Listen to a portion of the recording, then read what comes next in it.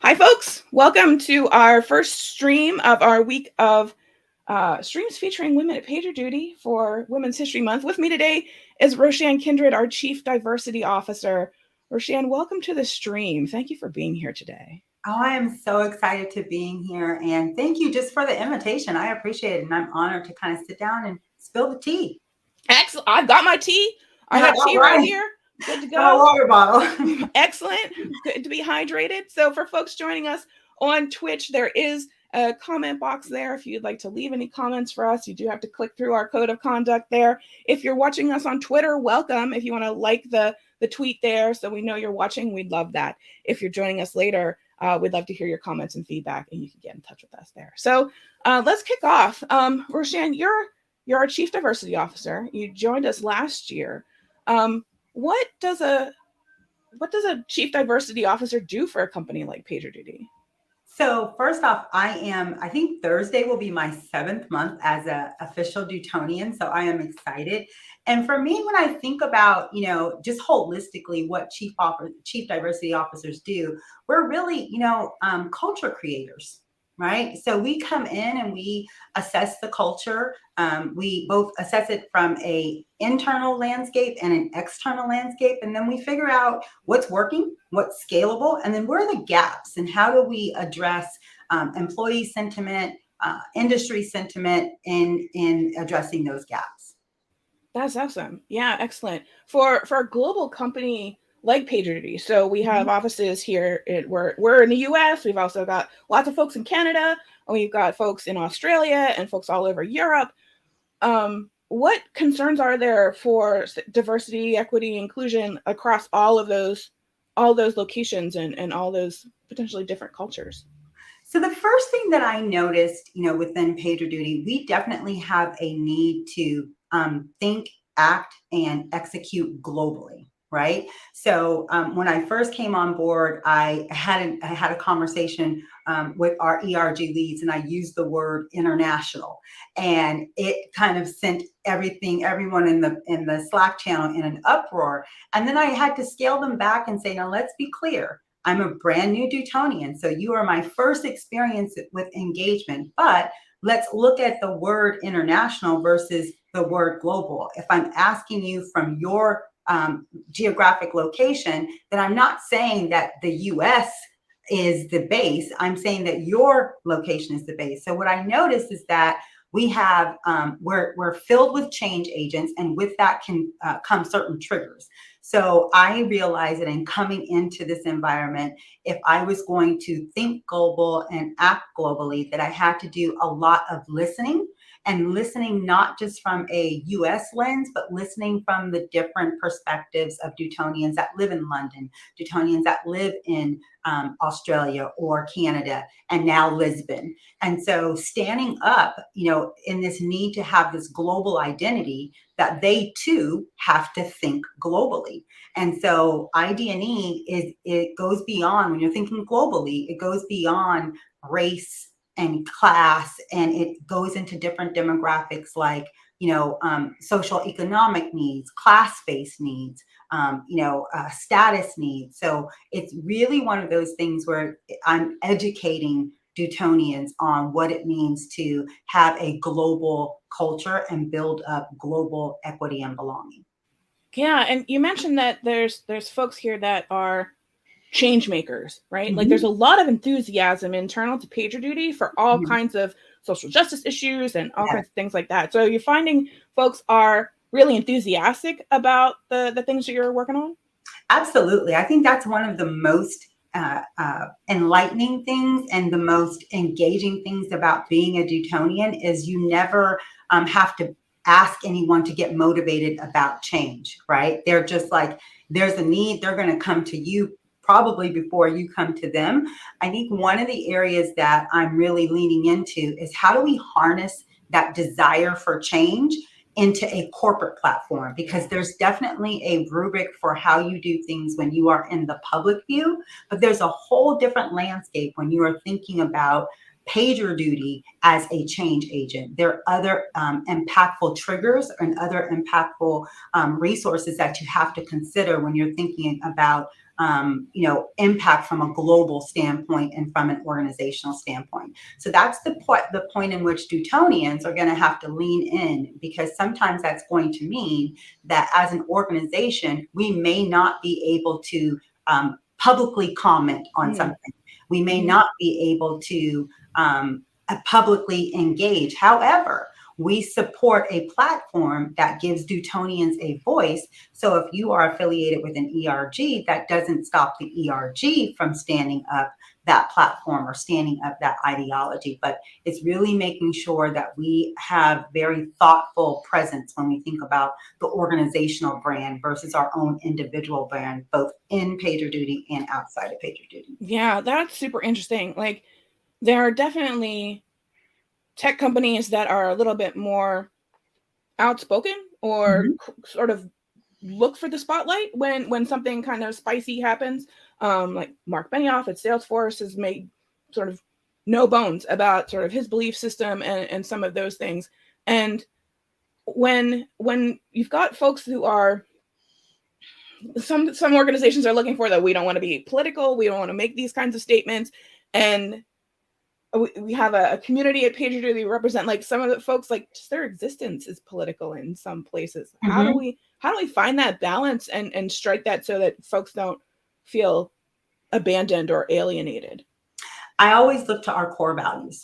And so when I tell people, when you come into a family, that family stands up a understanding or belief system for you to fall into until you decide to have your own family. Same difference when you come into an organization. When you sign your paperwork and you're looking at the documentation, they clearly tell you what their core values are. At that point, it's really your individual choice to say, these are the things that I'm going to support while I am at work. These are the things that my organization believes in. So I tell people, look for organizations that reflect who you are, both personally and professionally, so that when you get into that environment as an organization, we're going to make space for change that supports our core values. So if there's something that doesn't support our core values, but collectively as an organization, we decide we're going to lean in, great. But if it's not, then you understand that we're aligning with our core values. And then if we need to readdress our core values, we will do so.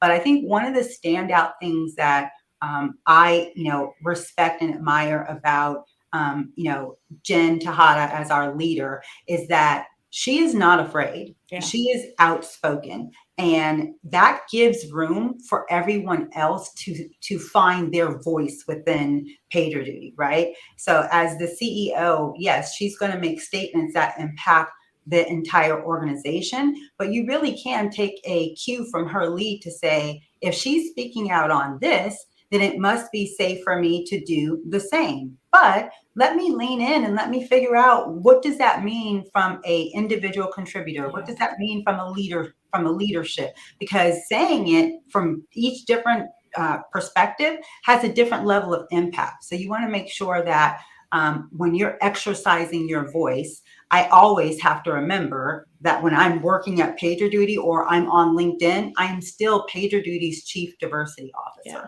And so that, with too much is given, much is required. And so we always have to make sure that as Dutonians, we do carry that brand, and so that we act on the brand that we carry.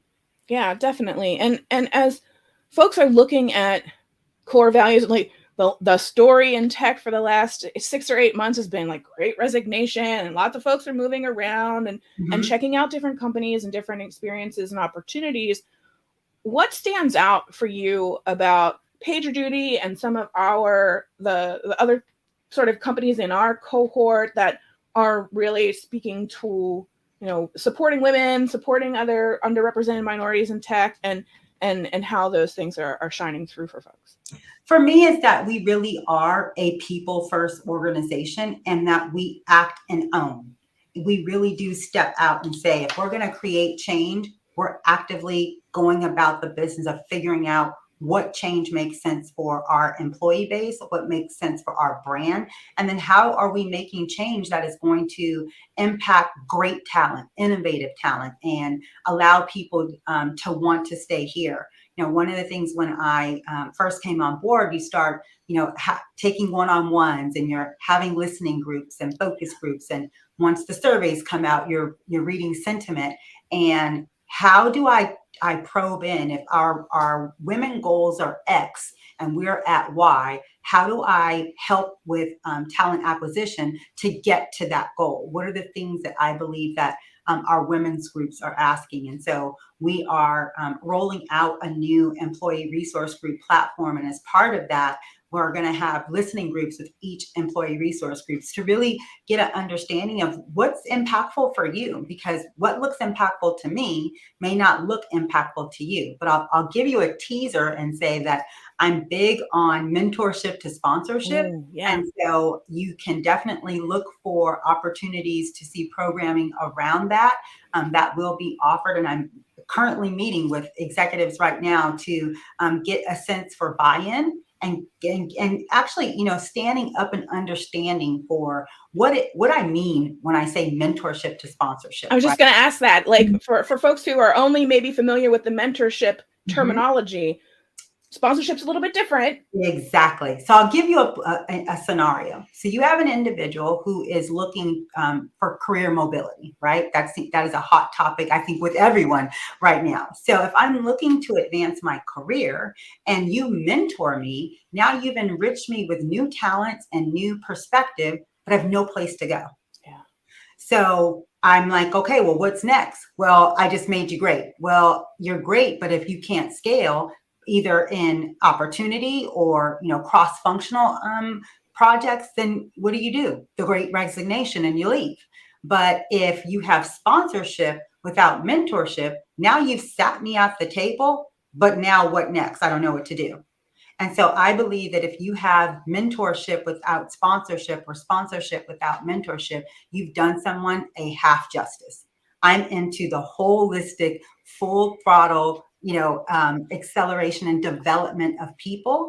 And that comes from taking someone and saying, here's where you excel. Here are areas for improvement. Here are the gaps. And then once we address those gaps, now let's put it into play. Let's see how you've stood up the information or the experience you've had in an atmosphere that's new to you. And I'm going to help walk you through that. So the sponsorship, the mentorship piece never ends. It just you open the door and someone coaches you while you're in the room. And that's huge, because I can tell you from my own personal experience, I've had mentorship without sponsorship, and I had to figure it out. It made the process not enjoyable. So that's where imposter syndrome comes from, because you've been put someplace and you don't really know what to do and you don't have the resources. But when you have that mentorship with the sponsorship, then that's where I call it the secret sauce. That's where the secret sauce is. And that's where you see those employees that stand out, those employees that are recognized as top talent or rising stars. Yeah. It's because they are invested into their career and they're invested into the organization. And so I'm looking forward to standing up some programming that is going to support that and offering that to our women's groups. No, that's fantastic. Because you've got the folks, the individuals who are invested into the organization, and they're going to put the time in and do the work under the mentorship. You want the organization to stick up for them too, right? And be supportive of those folks and have them move forward and benefit the organization in different ways. So that's a more symbiotic relationship there. Exactly. And I think the approach that I am taking, I think Dutonians will find very exhilarating, because it's something that will advance the organization and gives your perspective on the organization to senior leadership. And so it's one in which you are really showing senior leadership what your innovation skills are, how strategic you are, and where you see opportunities that they may exist or may not have identified themselves. Yeah, that's super interesting too. It's so I've been at PagerDuty about a year and a half, and I've met a lot of folks who come from our CAP program, our internship program is amazing. It's the interns come from all over the place. Right. It's not just university students. We've also got some folks that are returning to their career or changing careers, or they've taken some time off to be caregivers, or they've gone to a boot camp. And there's a lot of opportunities there that are completely different from any other internship program that I've worked with at different companies. And like, just that perspective, that one lens on it seems so empowering, right? It's so innovative from that perspective that we're just ready to look anywhere for that innovative spark, that, opportunity seeking person who is looking for new things. Is really amazing. And it's interesting that you brought that point up, because I'd like to kind of tap into that. So when we say that we are a people first organization and we're doing things to become inclusive, and we are building an equitable world, that is a tangible example of what we mean by that, that we're not looking just traditionally at our internships and going just from HBCUs or just from top tier colleges, but that we're really looking at the career base, and what top talent looks like and where to find innovative talent. And that comes from a diverse landscape. If you only had people that were from Ivy League schools, and you'd be getting one genre of mindset. But when you are saying, listen, we have a plethora of mindsets out there, let's tap into all of them, then you come in and you build this CAP program that is super inclusive, full of ideas and innovative, because you have diversity of both, it could be classification, but also of mindset. And I am huge on diversity of mindset within a tech organization, because that breeds innovation. Yeah, I think it sets us apart from some of our peer organizations that way. Because like you said, like, we're looking at, for folks who maybe aren't following every single breath that PagerDuty takes, like, we do have some things in the pipeline that we're looking at, expanding the product a bit, looking at other places where sort of that real-time response level is helpful or needed. And you can't do that if your entire org went to the same school and did the same classes and has the same perspective, because now you don't see where the gaps are. Yeah, so that gives us an innovative edge to look at things there. Definitely. For folks who are pivot a little bit and talk about folks returning from, say, COVID, right? Like, we're thinking about, especially the impact of the pandemic on women. We've talked a bit on some of our other content here at PagerDuty about digitization of work and burnout and things like that. But from a diversity standpoint, like, COVID's had a real impact on the role of women in the workplace, the amount of women in the workplace, sort of set things back to my childhood, really, I guess, at some levels there. What kinds of things are you thinking about for folks who are looking to come back after having taken 2 years off to be an impromptu teacher? Yeah. So one of the things I will say that I noticed right off the bat is that our leadership pivots very well as it relates to COVID. So when we had the first cycle of the initial, COVID pandemic, there was a HR platform that came out, and we received X amount of days, our quote unquote COVID days. And then as the pandemic kind of settled down, we thought we were coming through the cycle, but then there was Omicron. The organization had no problems pivoting from where we were going, and that was, standing down those benefits in 2021 to immediately saying, no, we're going to give you the additional benefits in 2022. That is huge, right? Because what people don't understand about benefits, that's a financial investment that the organization is giving. Those are not sick days. Those are in addition to days. And so that's number one. If you're a mother coming back, you have an emotional need to make sure that you maintain the security within your family, both medically, physically, emotionally. And so the fact that you are going back into the workplace and having to combat, oh my goodness, what if one of my kids gets sick? Knowing that you have the flexibility really does do something for your psychological safety. And then making sure that, we always talk about psychological safety within PagerDuty, within the leadership team, but making sure that you're really looking at the mental stability and the mental health of your employees. So not just saying, how's your career going, but how are you doing? Mandi, what's your day looking like? Are you okay? And being flexible, because that is what's going to make people want to continue to lean in when they know that the pressure is not there to perform over and above, but that giving what they have and that what they have is good enough is important. And then secondly, I just believe in creating relationships with your manager, your leader. If you don't have authenticity within that relationship, you just won't. It just won't be.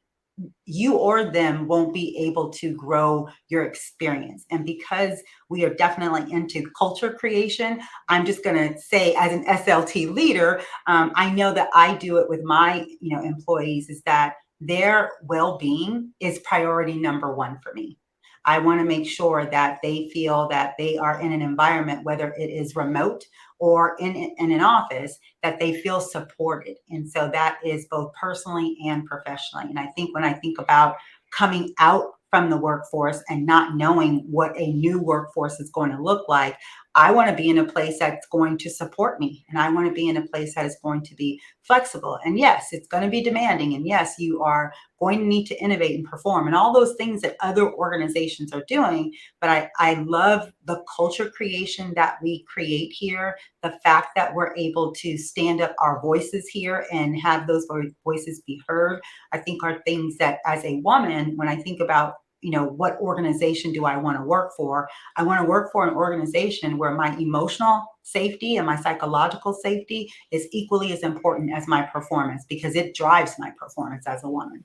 Yeah, absolutely. We talk about psychological safety, like it's included in our trainings around the actual product. Like when we talk to our customers, we talk about creating a psychologically safe environment for folks to talk about what went wrong. Why did this incident happen, without judgment, without accusatory language? We call it blamelessness, and all of these things come into play in the actual functioning of successfully using PagerDuty as part of a learning organization. But behind the scenes, like it's just as important in the rest of the context of how your team works together to have that psychologically safe environment for folks who don't present as the dominant demographic in tech, to be able to say, I feel like we're on the wrong path here. Can I ask a question without, being teased or made fun of? And having that safety and those supportive environments for everyone to come to the table. Yeah. If you are a leader anywhere and you are not leaning into employee sentiment, I would suspect you're an organization that has very high attrition, especially in this era. And what I will say is that, the days pass where emotional intelligence was not needed to become a leader. You were able to scale and perform and produce. And as long as the revenue was there, it was great. There was never really a focus on employee sentiment, psychological safety, or anything that involves emotional intelligence. And where I do suspect that people who still adopt that principle are probably struggling in corporate America, whereas we have a culture that is focused on emotional intelligence and just psychological safety and empathetic mindset and empathetic leadership within our organization. So I feel like we're farther ahead than other organizations. Now, granted, we are, in a thousand plus global organization. I think it looks a little differently than us, but we're also building our global scale, right? So if emotional intelligence is a skill set that our leaders need to have, and it's demonstrated through our existing leaders, then as we're looking for top tier leadership and top tier talent, I'm looking for those individuals that have a high understanding of emotional intelligence and can actually execute on that. They lead by that. And so those are some of the probing questions that I ask when I'm interviewing is, how are you with your emotional intelligence? And explain to me what emotional intelligence means to you, because those are becoming catchphrases right now. Yes. And so I try to do a little bit of digging and probing to make sure my understanding and their understanding are equivalent.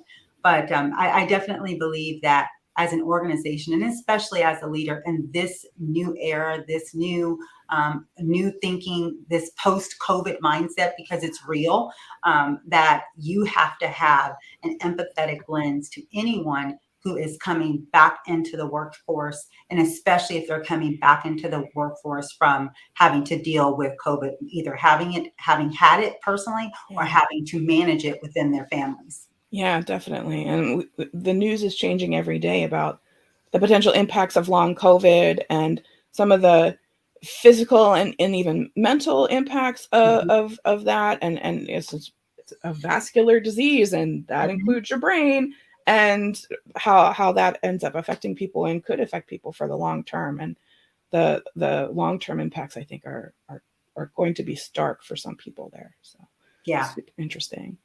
When we think about the women that we work with and the other folks we have on our teams, what can we do to help advocate for women in our organizations? Like we mentioned sponsoring a bit earlier. If I'm in a place, I'm an individual contributor, so my soft power isn't to a place where I can like put somebody in front of the executive team and say, this person is great, don't you need them for things? What can we do to help support each other at sort of the individual contributor level? So I love the word you use, your soft power. I'm going to adopt that. So if you hear me say it, I'm like, Mandi gave it to me.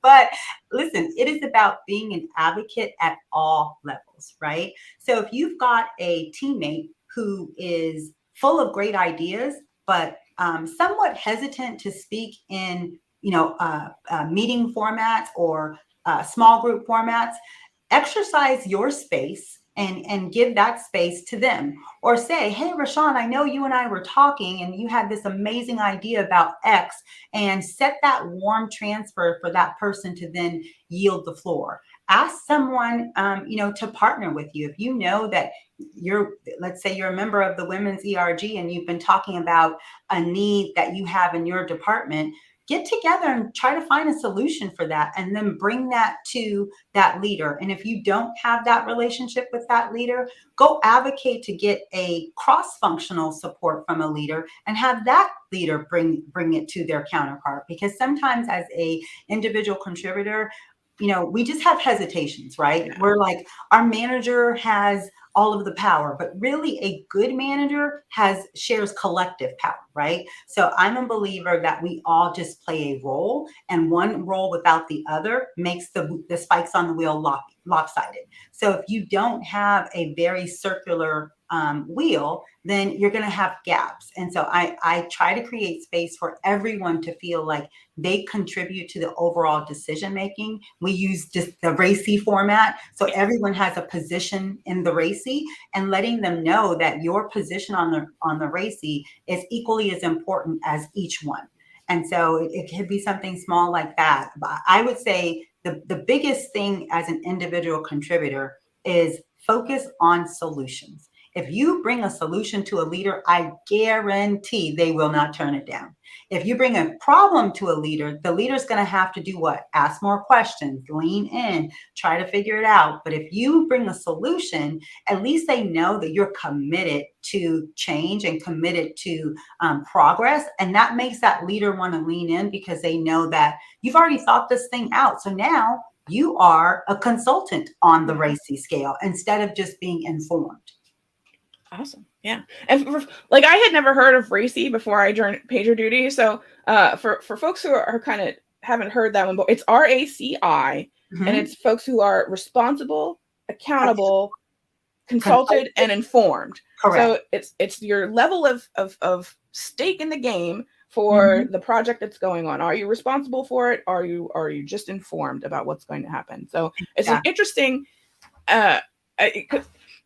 we all have stories where you've got someone who loves a pickup meeting. Like, they just come to your meeting and like are just interested, but have no skin in your game. And but they're just hang out. And like, now there's a place for them. Here's your column, here's an I, and here's what we're going to tell you. So yeah. And for that curious Dutonian, that really does give space to just show up. Like, yeah. I know I've been in meetings a lot of times. I just had one on Friday, and I did not say a word. I literally just kind of sat there. And then I had to tell myself that is because at this stage of the RACI, you are in the informed scenario. Now, at times, you may switch over to consultant, but right now, if it's not directly impacting you, don't derail the project that you feel like you have to contribute.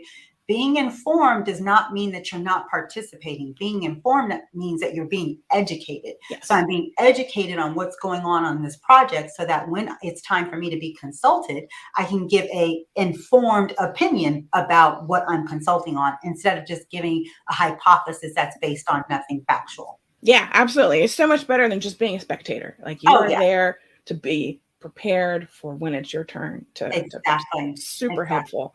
And for those of us who like the plan, like I like the graphs. So yeah, having those columns there is super helpful. So yeah, definitely. So we're just about at the end of our half hour here. Are there things that I mean, we see at PagerDuty, we know we're doing a lot of work around, helping our diversity and equity and inclusion efforts internally. Are there things that you're seeing out in the market that other folks are doing that you are hoping to bring into PagerDuty? It's something that you find interesting that someone else is doing right now? That's actually a great question. I'm actually having a meeting later on tonight with some of the top tech organizations in Southern California. And then at the end of the month, some of the top CDOs in Northern California to talk about that very thing and to talk about, what's important to us as an organization, what's important to us personally. As I mentioned before, I am hyper-focused on how PagerDuty can make a contribution to the Ukraine war in a fashion that really does reflect like what our core values are without having it to become political, right? So I, have thought of a couple different ideas that I'm going to, share with some of the other CDOs. One of them being the William Morris Endeavor organization in Southern California and Northern California. We're doing a meeting with a very large tech company whose name shall be anonymous, but I think it's a household name. But just having thought leadership. One of the things for me that Jen, one of the reasons why Jen brought me on is so that I could be the voice of diversity within the marketplace for PagerDuty. And so I am keen on filling that mandate, but really making sure that it's not just for a branding purpose, right? Yeah. Make sure that we're creating an equitable world, that we're contributing to not just the tech organization, but the world as a whole, because we're a global organization, but we want to have global impact. And we wanted to support things that really do showcase who we are as an organization. And so my landscape is always global. It's always, if it's not global at the time, that initiative is then scalable. And so I'm searching for new ideas that are going to help get us there, but get us there in the brand that is reflective of PagerDuty. Yeah. I think things it's been super interesting, right? Like PagerDuty has a lot of internal support for volunteer work, for being active in your community. That's been a little bit more difficult with the pandemic. You're not doing bake sales for fundraisers and things like that. Your pancake breakfast, haven't had those in a while. But the support for we've done volunteer projects with the Trevor Project and some other folks in the Bay Area, and I know Atlanta and Toronto both have groups that they work with there. It's been super interesting to see that community impact with the corporate sponsorship there, with hands-on. Like we join a call and we like crunch data, or we do whiteboarding or other things. Yeah, fascinating. I give high accolades to our social impact division. They have just done an amazing job at just another example how PagerDuty lives out their core values, that while we are creating social impact, it always has a diverse lens to it. And so we are standing up change really with the needs of those who have been underrepresented in mind, the needs of those who have a need to have their issue brought to the light.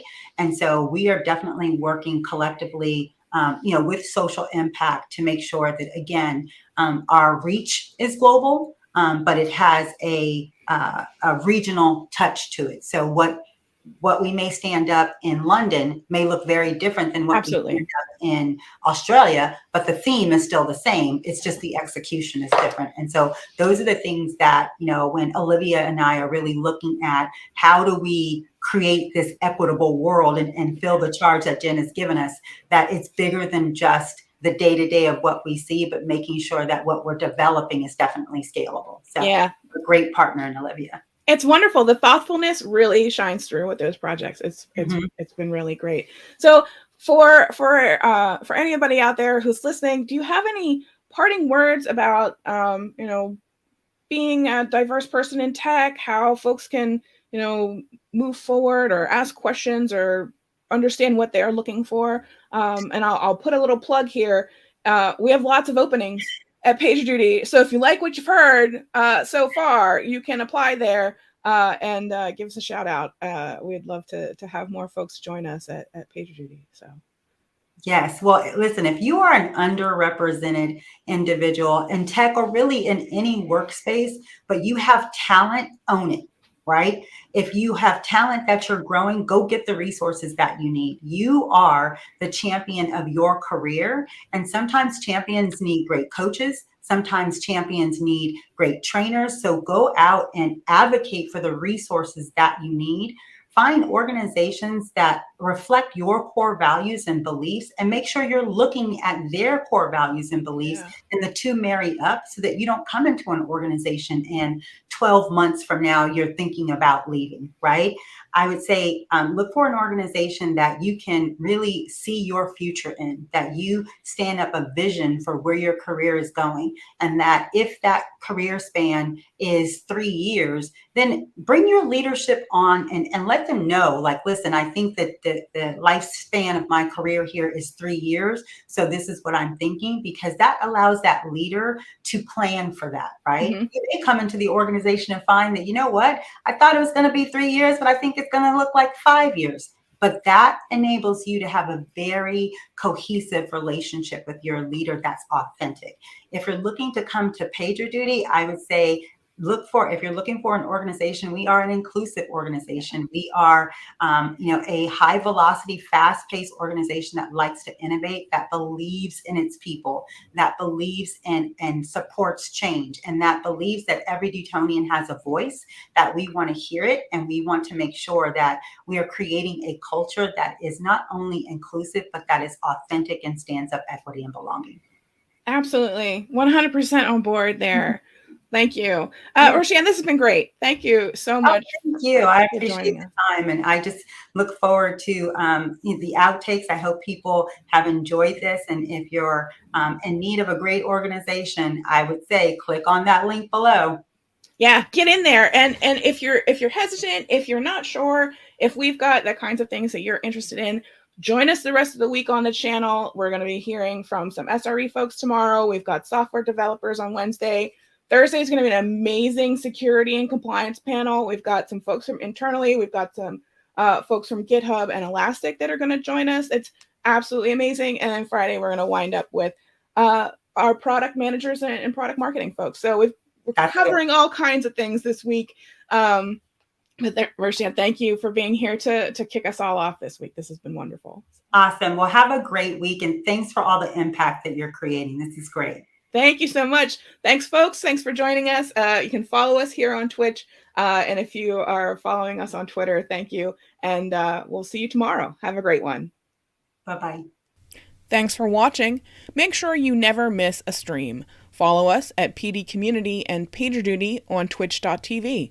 If you're watching on YouTube, don't forget to like and subscribe. If you'd like to be on our stream, email us at community-team@pagerduty.com so we can feature the cool things you're doing. And don't forget, check out all of our global events on our calendar at pagerduty.com/events.